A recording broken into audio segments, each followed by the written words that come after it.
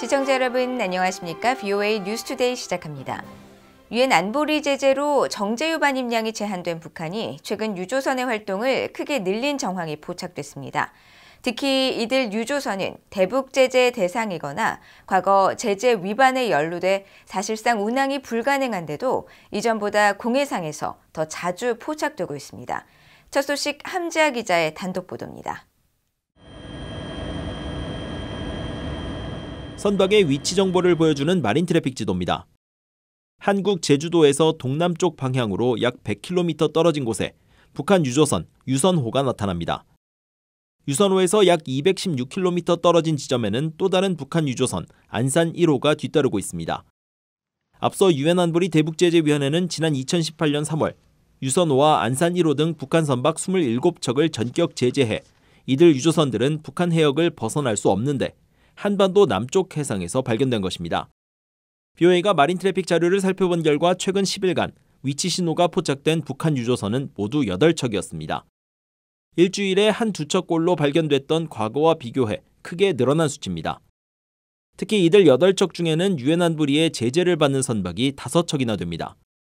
제재 대상이 아닌 나머지 선박도 제재 위반 논란이 있습니다.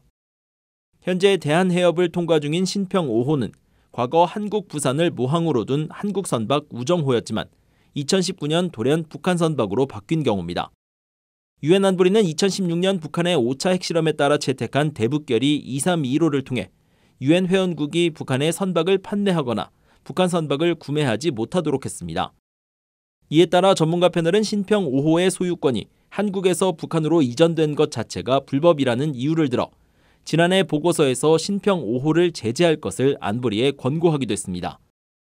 또 한반도와 중국 사이 해역에서 발견된 북한 유조선 월봉산호는 국제해사기구 IMO의 고유 번호 대신 언제든 변경 가능한 해상이동 업무 식별 번호만을 외부로 발신하는 등 수상한 항해를 하고 있습니다. 지난해 열린 국제해사기구 IMO 제33차 총회에서는 북한의 불법 행위에 대응한 유엔 회원국들의 조치를 촉구하는 결의가 채택됐습니다. We adopt the resolution on urging member states and all relevant stakeholders to promote actions to prevent illegal operations in the maritime sector by the dark fleet or shadow fleet in paragraph 29 in Annex 7. We adopt. 하지만 이 같은 결의 채택에도 불구하고 북한은 제재 선박을 계속 해외로 운항시키고 있습니다. VOA 뉴스 함지아입니다. 미국 국무부가 최근 보고서를 통해 북한이 군사적 목적의 생물학 무기 생산 기술 능력을 보유하고 있다고 평가했습니다. 유전공학적인 생물학 무기 조작 역량도 있다고 밝혔는데 전문가들은 북한이 생물학 무기를 적극적으로 개발하고 있고 실제 사용 가능성도 다른 나라보다 낮을 수 있다고 진단했습니다. 김영교 기자가 보도합니다. 미국 국무부가 지난 15일 2024 군비 통제 비확산 군축 이행 보고서를 통해 북한이 군사적 목적으로 생물학 무기를 생산할 수 있는 기술적 능력을 보유하고 있다고 평가했습니다. 또 생물학 무기를 유전공학적으로 조작할 수 있는 역량도 있다고 밝혔습니다. 엘리사 해리스 전 백악관 국가안보회의 NSC 비확산 수출 통제국장은 북한이 생물 무기 프로그램을 갖고 있을 가능성이 충분하다고 지적했습니다. No one doubts North Korea's technical capabilities, given they've accomplished in areas that we know much more about, nuclear weapons and ballistic missiles. So I don't think we should dismiss the possibility that the North Koreans could have an active biological weapons program. 토머스 컨트리맨 전 국무부 군축 국제안보 차관 대행은 북한의 실제 생물학 무기 사용 가능성이 다른 나라들보다 높다고 지적했습니다. 김정은 국무위원장은 이복형 김정남을 화학물질로 독살했다면서 남북 간의 군사적 충돌이 발생할 경우 북한은 거리낌 없이 모든 무기를 사용할 수 있다는 겁니다. I think what concerns me, of course, about the DPRK is that they are more ready to use biological weapons if the circumstances permit. We see that not just in Kim Jong-un's daily rhetoric about using nuclear weapons, but also about the fact that they have employed advanced chemical weapons, for example, to assassinate his relative while in an airport. So the threshold for the DPRK making a decision to use such a weapon, I think, is probably lower than what other countries that in the past developed biological weapons. 브루스 베넷 랜드 연구소 선임 연구원은 북한이 생물학 무기를 유전 공학적으로 조작할 수 있는 역량이 있다는 국무부 보고서 내용에 주목하면서 이는 북한의 생물학 무기가 더 큰 위협으로 작용할 수 있다는 의미라고 말했습니다. It makes it more threatening because, if what they attack with is anthrax, we've got a vaccine against anthrax, we've got antibiotics that we know will work against anthrax, whereas if they modify it a little bit, then the vaccine might not work. Then the antibiotics might not work. 게리 세이모어 전 백악관 대량 살상 무기 조정관은 북한의 비재래식 무기 가운데 생물학 무기가 탐지하기가 가장 어렵다고 말했습니다. We really don't know very much about the extent of North Korea's work on biological weapons. Of all the different unconventional weapons, nuclear, chemical, biological, biological is by far the most difficult to detect, especially because so much of the research can be dual use. 전문가들은 북한의 다양한 위협이 존재한다는 가정 아래 대비를 해야 한다면서 미국과 한국은 생물학 무기에 대한 탐지 역량을 발전시키고 백신을 비롯해 생물학 작용제에 대한 의료적 대응책을 개발해야 한다고 강조했습니다. VOA 뉴스 김현교입니다. 미국이 한국과 북한 위협에 대응한 우주 연합 연습을 실시하는 방안을 추진 중이라고 미국 국방부가 밝혔습니다. 미국 국방부 대변인은 18일 한국 언론들이 최근 정보 관계자를 인용해 미한 양국이 북한의 우주 위협에 대응해 우주 연합 연습 시행 방안을 추진하고 있다고 보도한 데 대한 VOA의 질문에 이같이 밝혔습니다. 그러면서 주한 미 우주군은 미국 우주훈련 준비사령부와 협력해 우주 영역 지휘 통제 훈련 기회를 개발하고 있으며 참여 시기와 목표에 대한 논의는 현재 진행 중이어서 자세히 공개할 수 없다고 밝혔습니다. 또 정찰위성 발사 등 북한의 우주 위협에 대해선 북한은 우주 발사를 포함해 모든 목적의 탄도미사일 기술 사용이 금지돼 있어 명백한 유엔 안보리 결의 위반이라고 지적하고 미국은 우주 영역에서 활동하는 모든 행위자들이 오해와 오판의 위험을 줄이기 위해 투명하고 책임감 있는 방식으로 행동할 것을 독려한다고 강조했습니다. 캐나다 국방부가 새로운 전략 잠수함 도입을 검토 중이라고 밝히고 한국형 잠수함을 주요 후보 중 하나로 고려하고 있음을 시사했습니다. 한국과의 국방 협력을 향후 해양 분야로 확대하고 더욱 강화해 나갈 것이라는 의지도 밝혔습니다. 조상진 기자가 보도합니다. 최근 한국에서 열린 신형 3,000톤급 잠수함 신체함의 인도식에 국방 관계자를 파견했던 캐나다가 신형 잠수함 도입을 추진 중이라고 밝혔습니다. 캐나다 국방부 대변인은 18일 VOA의 관련 질문에 캐나다 왕립해군은 현재 보유하고 있는 디젤 전기 추진 방식의 재래식 잠수함을 대체할 수 있는 옵션을 검토하고 있다고 답했습니다. 이어 프로젝트 관련 당국자들이 한국과 일본, 독일, 프랑스, 스페인, 스웨덴 관계자들을 만났다고 밝혀 한국의 신형 잠수함도 후보 중 하나로 고려되고 있음을 시사했습니다. 그러면서 캐나다가 대서양과 북극해, 인도태평양 해역에서의 위협에 대응하기 위해 이 같은 신형 잠수함 도입에 나서고 있다고 강조했습니다. 캐나다 국방부 대변인은 특히 러시아 잠수함이 대서양과 북극, 태평양 지역을 광범위하게 탐사하고 있고 중국이 잠수함 함대를 빠르게 확장하고 있다면서 캐나다는 잠수함 도입을 통해 해양 위협을 탐지, 억제하고 접근을 통제하며 해안에서 멀리 떨어진 곳까지 전력과 타격 능력을 투사할 수 있다고 강조했습니다. 또 한국과의 국방협력 범위를 해양 분야로 확대하는 것에도 관심을 갖고 있다면서 한국과의 협력이 큰 전략적 이점을 제공할 것이라고 밝혔습니다. 특히 한국이 영내 가장 중요한 파트너 중 하나라는 점을 강조하면서 캐나다 해군은 우리의 기여가 시의적절하고 의미 있으며 양국 모두의 이익을 증진할 수 있도록 해군 간 관계를 지속적으로 유지하고 있다고 말했습니다. 앞서 한국 해군은 지난 4일 북한의 미사일 도발 징후를 사전에 포착해 발사 전에 제거하는 킬체인의 핵심 전력인 3,000톤급 잠수함 신체호함의 인도식을 진행했습니다. HD 현대중공업이 제작한 신체호함은 한국이 독자적으로 설계하고 건조한 것으로 잠수함 발사 탄도미사일 SLBM 발사를 위한 수직 발사관이 장착됐습니다. 또 공기 불요 추진 체계와 소음 저감 장치 등 최신 기술이 적용돼 지상 핵심 표적에 대한 정밀 타격과 은밀한 작전이 가능하다고 한국 방위사업청은 설명했습니다.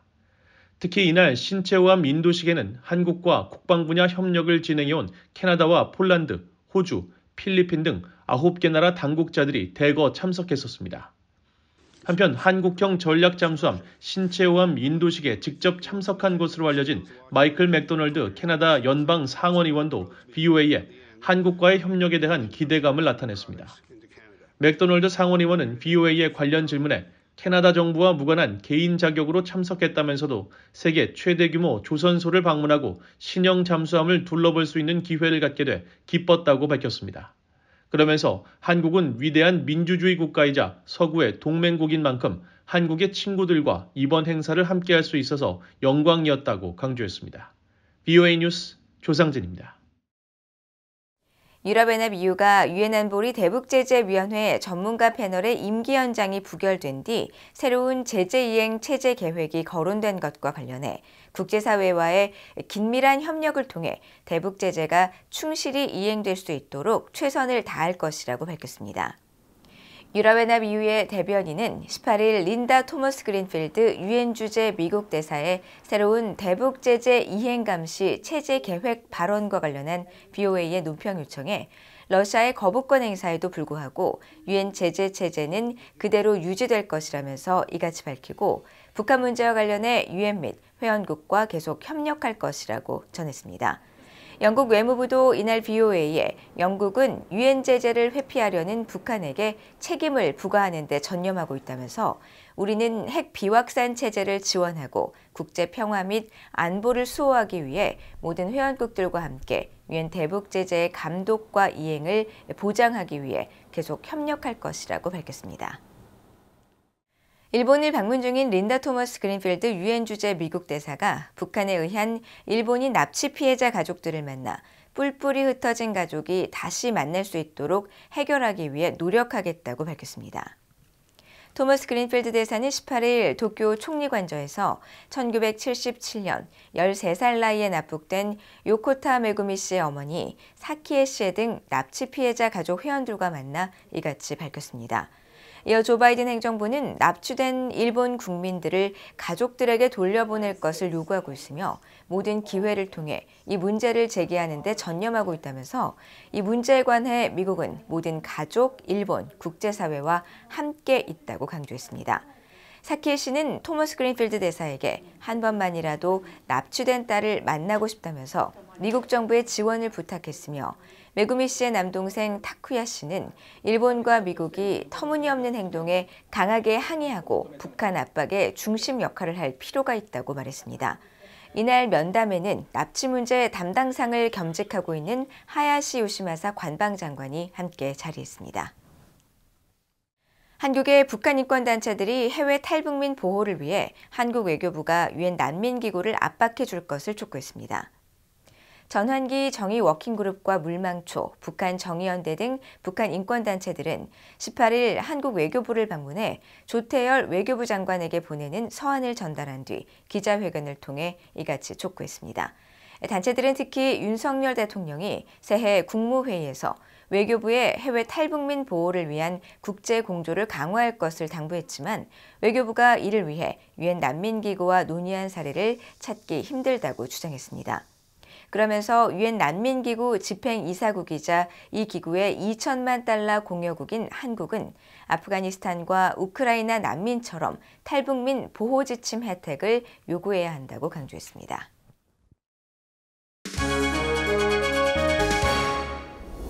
국제뉴스입니다.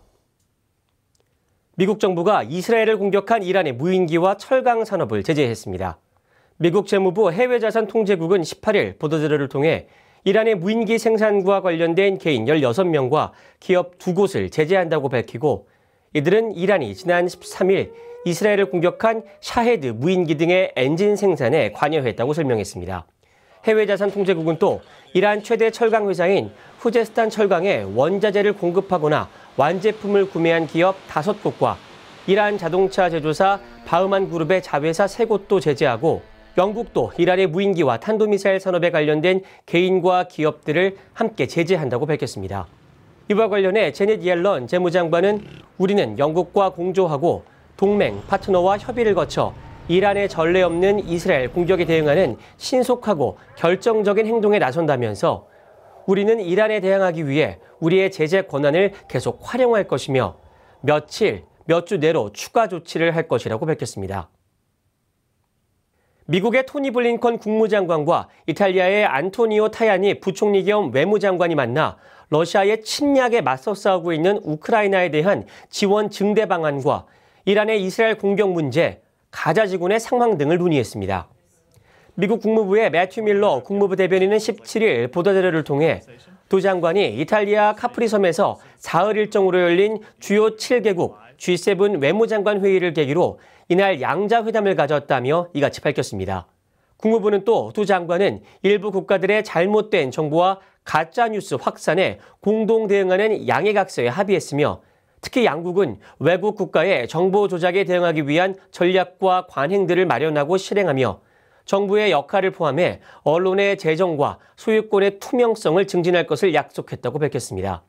앞서 미국은 지난해 러시아 정부가 간첩과 소셜미디어, 국영 언론을 이용해 민주적 선거의 진실성에 대한 대중의 신뢰를 약화시켰다고 비난하는 내용의 정보 평가서를 100여 개 국가에 발송한 바 있습니다.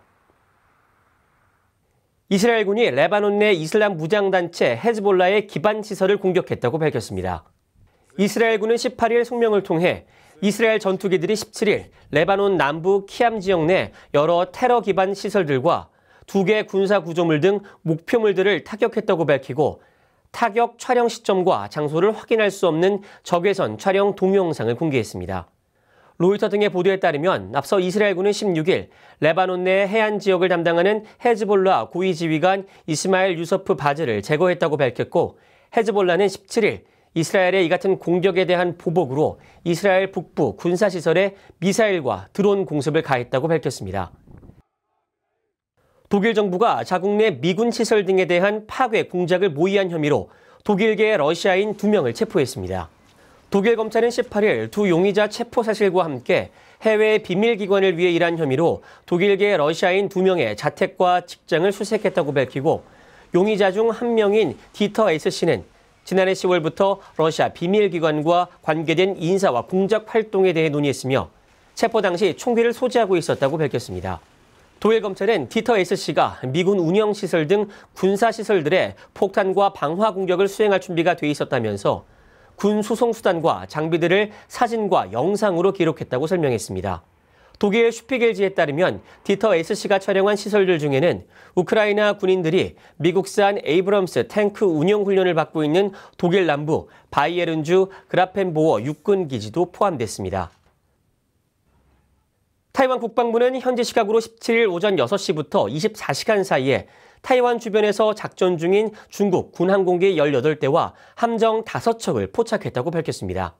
타이완 국방부는 18일 보도자료를 통해 이같이 밝히고 이 항공기들 가운데 12대는 타이완 해협 중간선을 넘어 타이완 남서부 방공식별구역 아디지에 진입했으며 타이완군은 상황을 주시하면서 타이완 공군기와 해군 함정, 연안 미사일 체계에 대응을 지시했다고 밝혔습니다.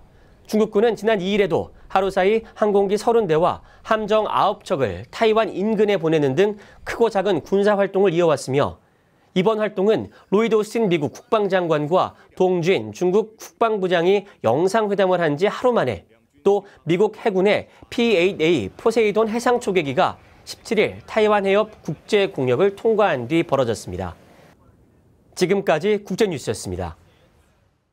이상으로 BOA 뉴스투데이를 모두 마칩니다. 시청해주신 여러분 고맙습니다.